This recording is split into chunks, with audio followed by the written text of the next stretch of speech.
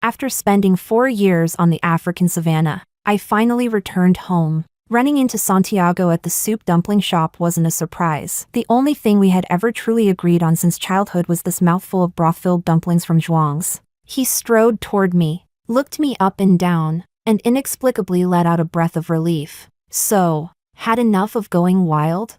Come eat with me, I'll drive you back after. I shook my head. There was no need. Besides, I was meeting a friend. Santiago gave a rare smile. Looks like suffering a little hardship did you good. You're much calmer now, not as chirpy and annoying as before. Now that you're back, stop running around. I still didn't respond. He frowned impatiently. Anna, why aren't you talking?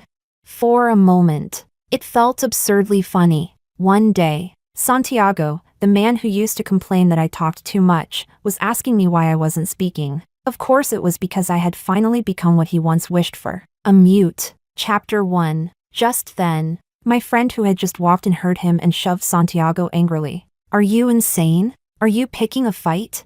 In Gloria's eyes, asking a mute to speak was exactly that, provocation. Santiago staggered back slightly. The back of his hand hit a bowl of hot soup a customer was carrying. In an instant, a glaring red burn bloomed across his skin. He pressed his lips together. I knew that look. It meant he was about to lose his temper.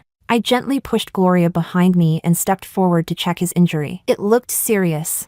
I'm sorry. She didn't mean it. I typed quickly on my phone and held it up for Santiago to see. I apologize on her behalf. Please don't take it out on her. I was no longer a pampered heiress. In dealing with people, lowering my head when necessary cost me nothing. Santiago's assistant rushed over, urging him toward the hospital. But Santiago didn't move. He stared at me steadily. Anna, speak. If you're apologizing, say it out loud. For years in Africa and you've forgotten your manners? Gloria, who had just been regretting her impulsiveness, flared up again at his words. She stepped forward and shielded me. One person takes responsibility for their own actions. I'll pay for the medical bills and the clothes. Why are you making things hard for Anna? Santiago frowned, asking her to open her mouth and say a sentence. How is that making things hard? Isn't that what she likes to do most? Gloria's eyes widened, ready to explode. I immediately covered her mouth and signed to her. He's someone I used to know. He doesn't know I can't speak anymore. After reading my signs, Gloria fell silent and stepped aside. Santiago gave a half smile. Since we've already parted ways, you don't need to follow the rules I set for you anymore. If you want to say something, just say it. No need to think it over again and again. Chapter 2. I lowered my eyes and forced a faint smile. He thought I was still following that absurd rule. The rule that allowed me to speak to him only once an hour. The rule that ultimately cost me my voice. I couldn't blame him for being so confident. Back then, I had treasured every single chance to speak to him as if my life depended on it. I loved him. Every day I had countless things I wanted to share. Yet I would always hesitate, thinking over and over, choosing the most important sentence before daring to speak. Now, the shackle that had bound me for years, he had personally removed it. But all I could offer him in return was silence. Chapter 3. I lost my voice 4 years ago. I'm practically mute, so I'm not refusing to speak on purpose. I've explained. May I leave now? Santiago stared at my phone screen for a long time before finally looking away. When he spoke again, his voice was inexplicably hoarse. What do you mean? Why did you lose your voice? You, of all people, the one who loved talking nonsense, how could you lose your voice? Santiago, who always believed in efficient communication, asked the same question twice, looking at the irritation in his eyes. I couldn't understand it at all. Shouldn't he be satisfied? I had finally become someone who would no longer disturb him. Faced with his questioning, I shook my head. I had no intention of explaining further. I didn't want to rip open those bloody wounds again. As I turned and walked back toward Gloria, Santiago didn't follow. He only called my name, adding one unwilling sentence. If you won't say it, I can investigate it myself. Hearing his words behind me, I paused for a moment, then continued forward helplessly. Let him investigate if he wanted. Even if he found out the truth, so what? I no longer loved him, and I no longer hated him. Chapter 4. On the way back to the shop with Gloria after dinner, I passed by the kindergarten I had attended as a child. I remembered how, every day after school, Santiago would hold my hand and walk me out through the gates. He would always settle the chattering me on the small stone step by the entrance, then squeeze into the convenience store to buy me cotton candy. Later, we grew up. He became the prodigy campus heartthrob everyone admired. The more he valued silence, the more he complained that I was noisy and annoying, yet he never once let go of my hand in front of anyone. Back then, I thought he would hold my hand for a lifetime, until after graduation, when he entered the family corporation. As he grew busier, my overflowing desire to share became something he could no longer tolerate. Most of the time, he wouldn't even offer a perfunctory okay. Impatient, he laid down a rule for me. I'm busy. I don't have time to listen to your meaningless chatter. From now on, when you talk to me, you get 1 sentence per hour. Looking at how exhausted he was, I told myself, he's too tired. The pressure from work is too much. Don't add to his burden. From that day on, I strictly followed the rule. Every message I sent him was carefully considered, word by word. But in truth, most of what I wanted to say was simply concern for his irregular schedule. I comforted myself, thinking at least he treated others with the same impatience. Unfortunately, the year I graduated, even that fragile comfort had nowhere to stand. That was the year my family found their biological daughter who had been lost, Luna. Although my biological parents were kind factory workers who had never mistreated Luna.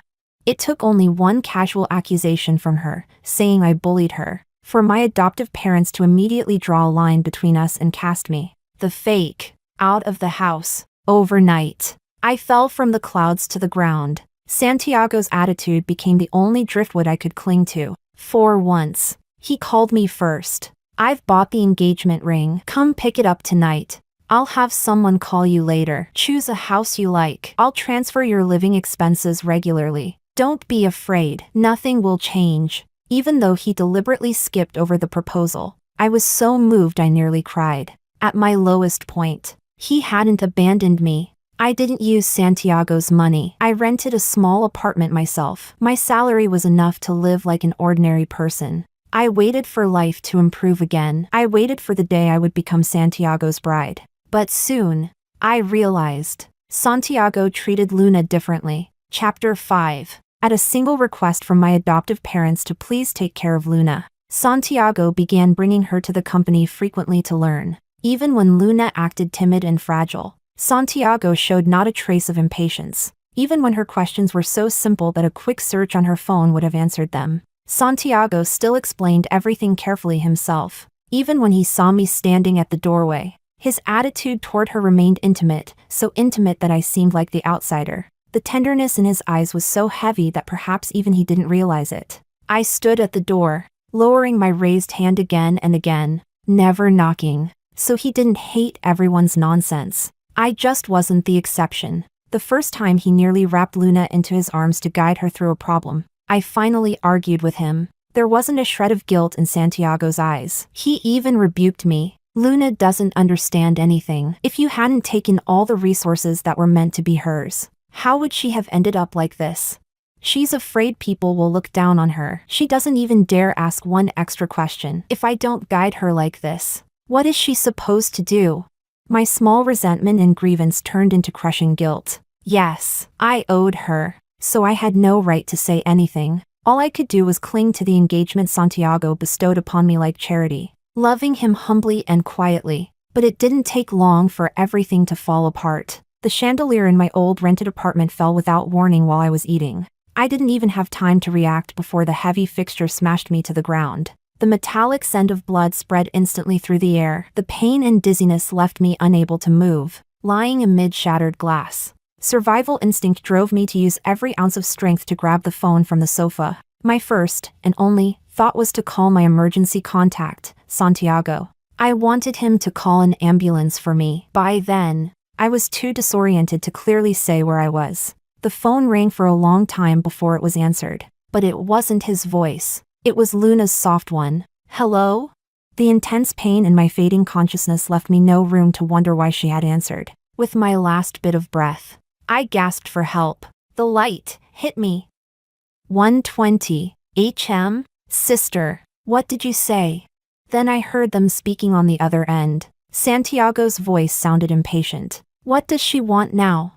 Luna hesitated innocently. I couldn't hear clearly. She spoke. Didn't she? Then hang up. 1 sentence per hour. Her quota's used up.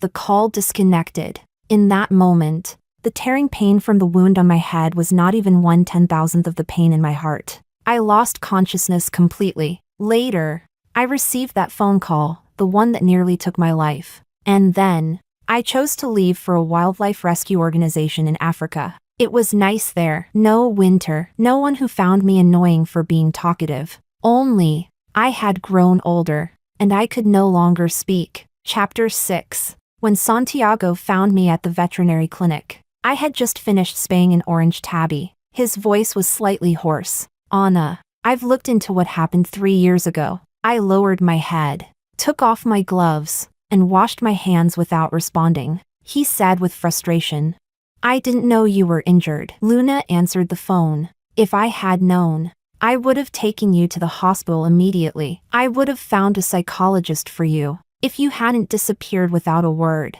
I would have taken you to Country A to see the best neurologists and psychologists. I still didn't respond. I simply scrubbed my hands harder, as if trying to wash away the bloodstains from the ear that never truly came clean. Santiago gradually regained his usual composure. I've already contacted specialists for psychogenic mutism. I have an estate suitable for recuperation. The environment is good. The facilities are complete. Anna, be good. Let's treat your illness first, okay? Be good. Those 2 words were like a key, unlocking sealed memories in an instant. Since childhood, he had always been like this, setting harsh rules because I was too noisy, too annoying, yet handling everything immediately whenever I needed help. That was why, when I was on the brink of death, I had called him. I saw him as my only lifeline, but I was foolish. I forgot that by then. Luna was already by his side. He was no longer my hero. I took a deep breath, forcing down the surge of bitterness, and typed again. I'm not going. He clearly hadn't expected such a direct refusal. A flash of surprise crossed his face. I continued typing. Santiago. I didn't lose my voice just because of the injury. At least, not entirely. Do you remember what you did after my surgery?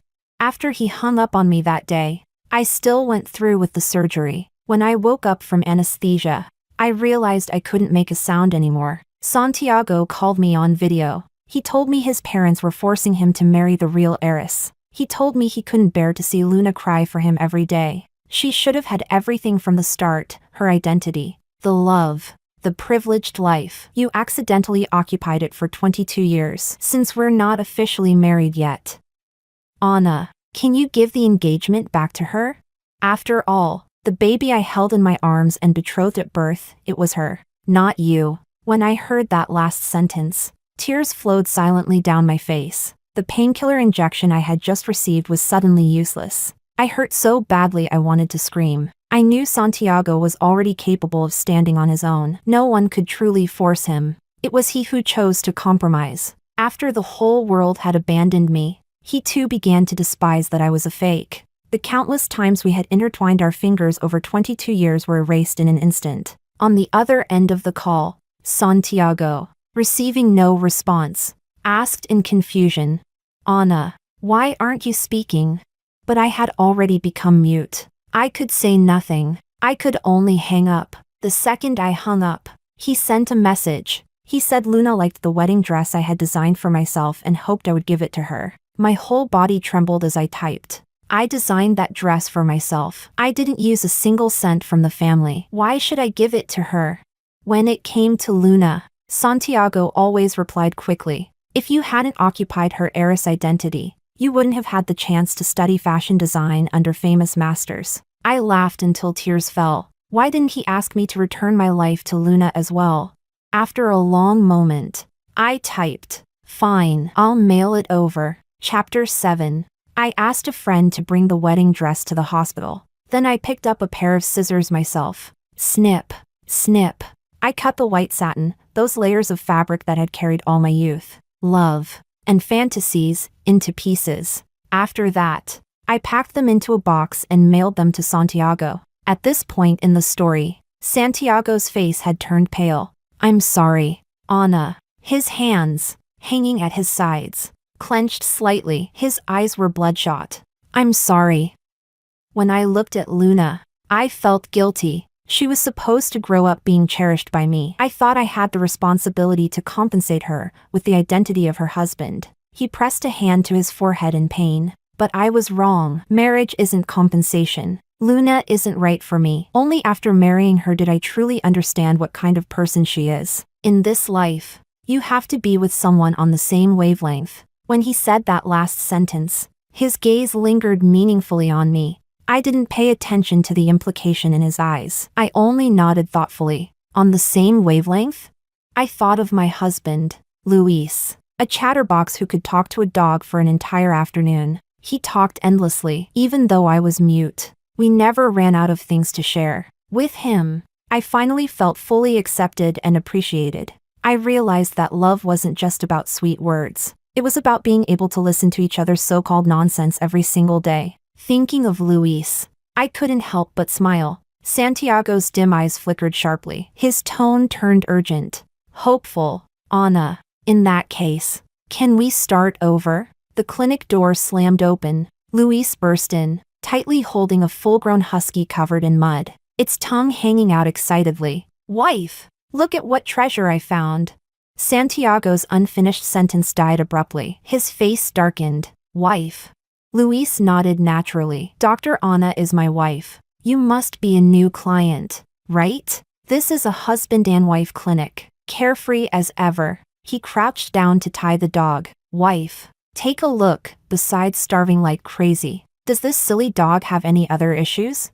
I'll go change. It covered me in mud. Before Luis even finished tying the leash, Santiago's voice dropped coldly. Anna, is this how low you've fallen? Dating a man this ordinary?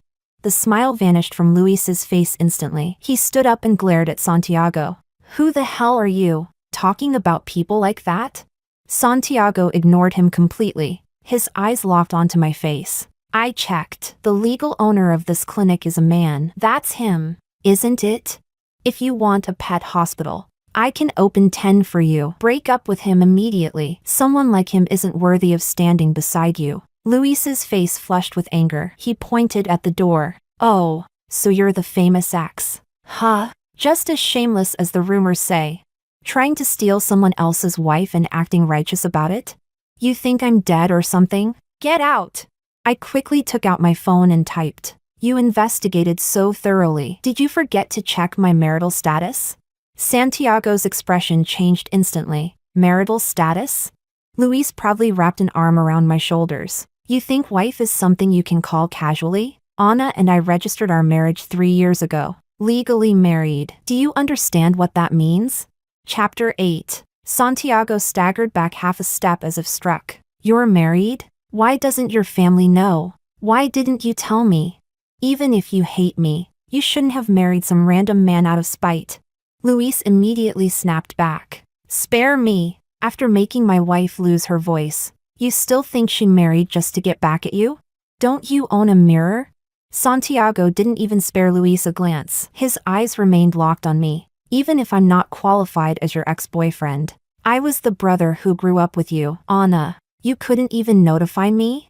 I couldn't help but let out a cold laugh. Luis understood instantly and spoke for me. Mr. Santiago, the childhood sweetheart you acknowledge is now your legally wedded wife. Not my wife. Don't try to label my wife, or next thing your wife will be crying that mine stole her childhood brother. And you'll come blaming my wife again, with every my wife. Santiago's fists tightened further, worried things might spiral. I squeezed Luis's hand. Luis, however, wasn't done. By the way, my wife's standards aren't high, but a man who hangs up on her emergency call? That's below the bar. That struck Santiago squarely. He finally exploded, shouting, "Shut up!" It was the first time I had ever seen him so out of control. Instinctively, I stepped in front of Luis. The husky also began barking fiercely at Santiago. I quickly typed on my phone and turned the screen toward him. The rule you made was 1 sentence per hour. but he learned sign language just to understand every piece of my so-called nonsense, no matter how slowly I sign. He waits with a smile and talks with me for an entire afternoon. Santiago, what you gave was charity. What he gives is respect. You will never compare to him. Santiago read every word carefully. The fury in his eyes slowly turned into pain. In the end, his gaze fell on the way Luis and I were holding hands, fingers tightly intertwined. Then he left the clinic in defeat. The moment the door closed, I let out a breath. The way his eyes had burned red just now, it felt like he wanted to kill Luis. It genuinely frightened me. Santiago had a powerful background. He was capable of losing control. Back in middle school, when a boy stalked and harassed me, Santiago beat him half to death. Luis, on the other hand, looked relaxed. He lifted my wrist, the one Santiago had grabbed, and examined it carefully. Wife, are you okay? Did that bastard hurt you? I shook my head. Luis crouched down and said to the husky seriously, Brother dog, thanks for backing us up just now. Extra dinner for you tonight. The way he earnestly talked to the dog made my lips curve into a smile. Seeing me finally smile, Luis's eyes lit up. He opened his arms and pulled me into a hug. Wife, the way you stood up for me just now, so cool. There was no desire in this embrace. Only comfort, only protection. It was warm enough to make me want to cry. I hugged him tightly, my silent tears soaking into his jacket. The happiness I want is actually very simple. This is enough. Chapter 9. Santiago didn't know how he managed to drive home. After turning off the engine, he didn't get out right away. He just sat alone in the driver's seat and lit a cigarette he hadn't touched in a long time. The words Anna had typed on her screen, he had only glanced at them once. Yet they seemed burned into his mind. Over and over, they reminded him how cruel he had been. He remembered Anna as a child, eyes sparkling as she showed him the certificate she'd won in an art competition. All he had said was a perfunctory, not bad. There were countless similar scenes after that. Little Anna, excitedly sharing bits of her life, and he would only tell her she was wasting his time. Don't fuss. Don't be annoying. Charity. Anna hadn't been wrong. Only now, the one in need of charity had become him. Santiago took a hard drag from his cigarette. The smoke burned into his lungs and he coughed violently. When he finally stopped, he covered his face. His fingers came away damp and cold. Anna had been too obedient. So obedient that after being ignored again and again, after being forced to yield time after time, she had only endured it silently. It was he who had pushed that girl, whose entire world had once been him, into another man's arms. He was a complete bastard. But how could Anna, who had loved him so deeply, fall for someone else? Anna, who had followed him around like a little tail since childhood, whose eyes had only ever held him. Anna, who had always dreamed of being his bride. How could she throw herself into someone else's arms? That ordinary man would listen to her nonsense? Santiago sneered inwardly, as if I couldn't do that. Back when he had just taken over the H-City branch, surrounded by pressure from all sides, desperate to prove himself, he had been too impatient, too eager to succeed. That was why he had been so harsh with Anna. She only wanted to be valued, to be heard. How hard could that be? He could change. As long as he fixed his old habits, became more patient, treated her better, placed before her all the things she once longed for, she would surely come back. After all, they had 22 years of history. After all, she had once loved him so much. A mere veterinarian, not as handsome, not as wealthy. There was no way he would lose. When he got home, Santiago continued smoking in silence. Luna stumbled in soon after, reeking of alcohol. She sneered. Oh, not off groveling before your white moonlight tonight? Santiago stubbed out the cigarette. His voice was icy. My lawyer will contact you tomorrow to discuss the divorce. Be ready. Divorce? Luna burst out laughing. Santiago, you finally can't keep up the act? You've wanted to divorce me for a long time. You just couldn't give up the business ties between our families. What? Now that she's got someone protecting her, you're panicking? Santiago stood up, disgust evident in his tone. Anna's return has nothing to do with it. I'm divorcing you this year no matter what. Endless phone calls worse than scam operations. Texts at all hours disrupting important meetings. Drinking. Gambling. I've had enough. Luna suddenly grabbed the crystal ashtray from the coffee table and smashed it to the floor. Shards flew everywhere. Yes. I'm not as smart as Anna, not as obedient and well-behaved. Everyone likes her better. But so what? I won. She was kicked out by my parents first, then abandoned by you. Ha ha ha. Santiago. Don't think I don't know. These 4 years she was gone. You went to that soup dumpling shop in the West District like clockwork. Who were you putting on a show for? She rushed forward and shoved him hard, her carefully made-up face twisted with anger and alcohol. Save it! You think Anna's going to ask the shop owner about your loyal, abstinent devotion? I'm telling you, since the moment you chose to marry me, since the moment you decided to wrong her, she was never going to turn back for you. Everyone thinks Anna was your simp. I think it's you. You're the one who couldn't get what he wanted, the pathetic fool who only dares to wallow in self-pity behind her back. Enough. Shut up. Santiago flipped the coffee table over in front of her. Chapter 10. Luna's words pierced through the last layer of self-deception he had been clinging to. The overturned coffee table had knocked into her, making her gasp in pain. But she still screamed hysterically. You made her give me the engagement. You made her give me the wedding dress. You hung up on her when she needed you most. Santiago, you were the one who threw her away with your own hands. And now you're pretending to be devoted? You think she'll divorce just because you tell her to? Dream on. You deserve this. Bang! Another vase shattered to pieces amid her shrill accusations. Santiago looked at the woman before him, wild-eyed, disheveled, then at the chaos covering the floor. A bone-deep desolation washed over him. He loosened his grip on the vase in his hand, turned, and dragged his steps toward the door. Yes. What kind of dream was he dreaming? The Anna who used to cling to him, who treated him as her entire world. He had already lost her. It was his own doing. He deserved it. I was brushing a golden retriever when the wind chime by the door rang softly. Looking up, I saw Luna walk in, holding a small dog in her arms. Anna, she greeted sweetly. I heard you opened a pet hospital. I came specially to support your business. I gestured for my assistant to receive her and stepped aside to reorganize the medicine cabinet. I had no intention of tangling with her. Luna sat in the waiting area, her gaze sweeping over me with ill intent. After the grooming was finished, she suddenly cried out, "My brooch is gone. It was a birthday gift from my husband.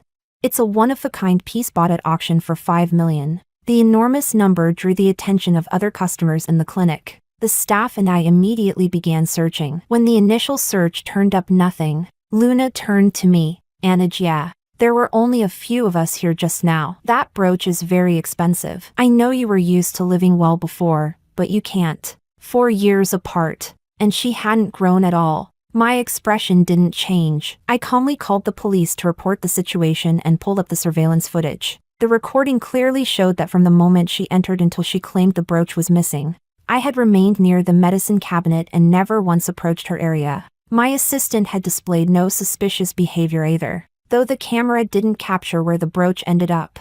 It was enough to prove my innocence. I typed on my phone and played the voice message aloud. We treat animals here, not psychological disorders. If you're experiencing paranoia, I suggest a specialist hospital. Luna's face flushed crimson. Just then, the clinic door was pushed open and Santiago rushed in. Clearly someone had informed him. The moment Luna saw him, she suddenly lashed out in anger and raised her hand toward me. Chapter 11. I was just about to raise my arm to block her when a warm figure stepped in front of me. Luis had come out of the operating room at some point. He firmly caught Luna's wrist midair. Santiago's hand, which had instinctively lifted, froze awkwardly in the air. His expression darkened as he redirected his anger at Luna. Isn't this humiliating enough? Go home! Luna completely lost control. She pointed at me and screamed. What's humiliating? She's the mistress. The moment she came back, you lost your soul. Now you even want to divorce me because of her. Anna, you seduced him again, didn't you? You stole 20 years of my life. Wasn't that enough? Now you want to steal my marriage too. Santiago barked sharply. Luna, our divorce is because I'm fed up with you. It has nothing to do with Anna.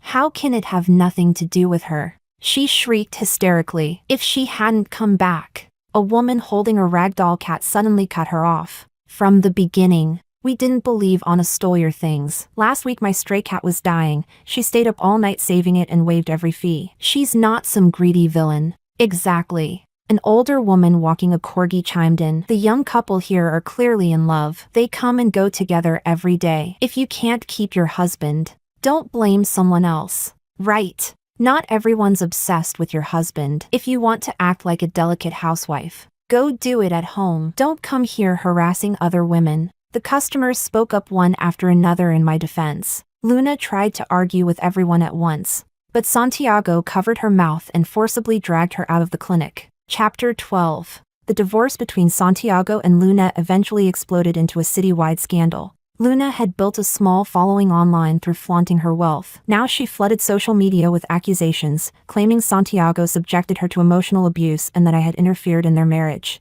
Santiago's PR team worked day and night to suppress trending topics. But once something spreads online, it's nearly impossible to erase completely. The two families, desperate to protect their own, completely turned against each other. The feud grew vicious. Santiago's company's stock fluctuated wildly, even if it meant hurting themselves. They were determined to sever ties with Luna. Outside the storm, however, Luis and I lived peacefully. At first, some people tried to dig up dirt on me as the mistress, but the deeper they dug, the clearer it became that Luna had been the original interloper. Digging further only unearthed photos of Luis and me rescuing wildlife on the African savanna, and our current work saving stray animals at our small pet clinic. Unexpectedly, we became the biggest winners of the farce. Not only did we receive overwhelming support online, but business at the clinic improved as well. After the turmoil gradually subsided, Santiago came to the clinic again. Fatigue lingered between his brows.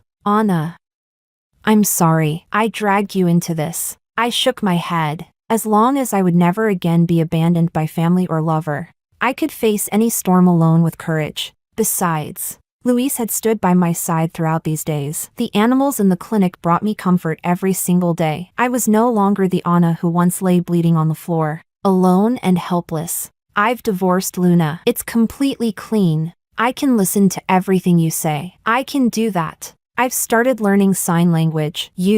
I placed the grooming brush down heavily and looked at him coldly. He faltered mid-sentence and swallowed the rest of his words. Silence spread through the small room, an atmosphere that had never existed between us before. From childhood until now, as long as I was by his side, there had never been awkward silence. He seemed unable to endure this icy quiet. Moments later, he answered a phone call and left in a hurry. Santiago, so you can feel how cold indifference is. After all, then why did you treat me that way back then? I lowered my head and resumed brushing the dog's fur. This upheaval brought an unexpected gift. After confronting the past and undergoing therapy again, I suddenly regained my ability to speak. My pronunciation was strange at first, but Luis only needed to hear a single syllable before tears streamed down his face. Chapter 13. In the 4 years I had known him, it was the first time I saw this man, who smiled every moment of every day, cry. Luis couldn't even form words of celebration. His lips trembled as tears kept falling. I wiped his tears away and tried to comfort him. From now on, I can talk with you. Busy handling company affairs. Santiago only showed up a week later, carrying gifts. Before he could speak, I cleared my throat. My voice was still slightly hoarse. Santiago, don't come here anymore. He froze in place, staring at me in shock. His eyes reddened instantly. His throat bobbed as he swallowed back a sob. Anna, you can speak again. That's wonderful. I looked at him calmly and continued. Santiago, stop doing these disgraceful things. I have a husband. Luis and I are just ordinary people. We can't withstand being toyed with by your wealthy family again and again. Do you want me to lose my voice a second time? At my last sentence, the light in Santiago's eyes finally went out. After a long silence, he spoke again. Anna, hearing your voice, it's such a happy thing. When something becomes ordinary, people stop cherishing it. He let out a self-mocking laugh, bitterness filling his voice. It really was my stupidity. The happiness that was once within reach, I pushed it away with my own hands. As long as you can smile like before, speak freely and happily, then it doesn't matter if the one who listens to all your stories isn't me. I wish you happiness. I didn't respond. I simply lowered my head and continued gently brushing the ragdoll cat in my arms. It purred contentedly. The wind chime rang softly as Santiago left. My life finally settled into a steady rhythm of happiness. Work at the pet clinic was busy yet fulfilling. Now there was one more chatterbox in the clinic who talked to animals all day long. It felt as though I were making up for the 4 silent years, speaking so much that my throat would go dry. I took the water Luis handed me and smiled as I sipped it. This time, no one would ever complain that I talked too much.